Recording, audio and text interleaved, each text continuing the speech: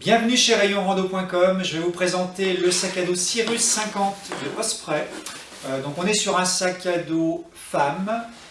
Caractéristiques essentielles, on a un bon compromis entre légèreté et confort, avec un dos tendu, ventilé, mais également des ceintures et bretelles relativement confortables, et puis pas mal de rangements.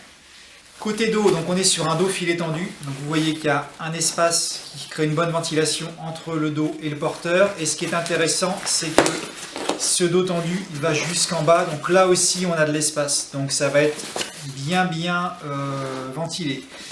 Et on a également un dos, des bretelles qui sont réglables en hauteur avec un système de velcro, donc ça permet d'ajuster à la taille du dos. Donc ça va, c'est pour un gabarit femme, donc peut-être jusqu'à 1m75, mais pas plus.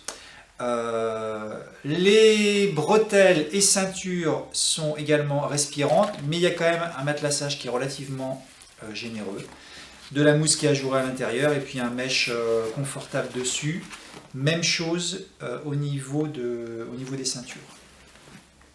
Ensuite, côté rangement maintenant, donc on a pas mal de choses. Des poches zippées sur la ceinture. Un porte-bâton en façade, c'est-à-dire qu'on peut le fixer sur la bretelle et il va se prendre également sur le côté. Ça permet de le prendre et de le ranger sans avoir à enlever son sac. Donc ça c'est intéressant en usage récurrent.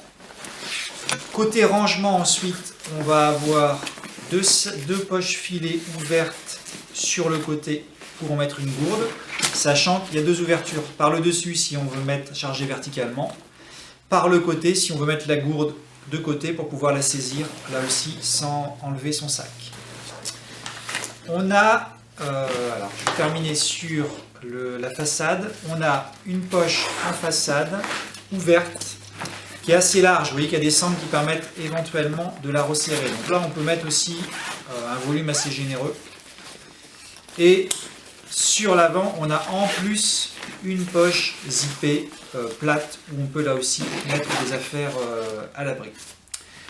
Donc ça c'est intéressant. En termes, donc on retrouve porte-bâton et porte-bâton porte-piolet sur la façade également si on veut les porter à l'arrière. Des sangles pour fixer éventuellement une tente, un accessoire. Et on a un compartiment bas de sac.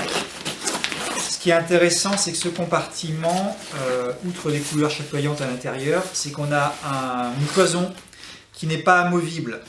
Alors cela dit, la cloison, elle est assez profonde, donc si on charge que la partie haute du sac, la cloison va se baisser, on va bien occuper tout le volume. Mais si j'ai besoin, je peux ranger ici des affaires sales par exemple. Et on a une cloison qui m'isole complètement de la partie haute, où je peux garder mes affaires propres.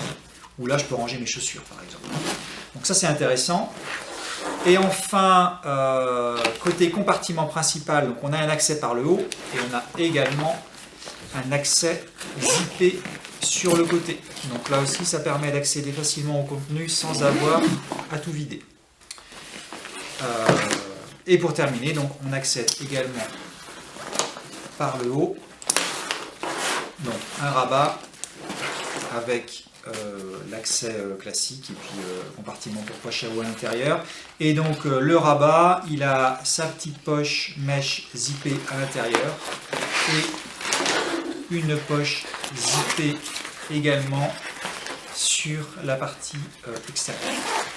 En résumé, donc l'intérêt de ce sac, c'est d'avoir un portage hyper ventilé et confortable pour des charges moyennes. Il ne s'agit pas de mettre 15 kg dedans.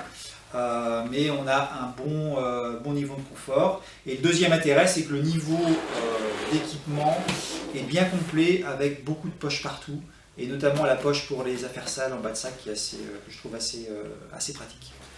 Vous le retrouvez sur rayonrando.com.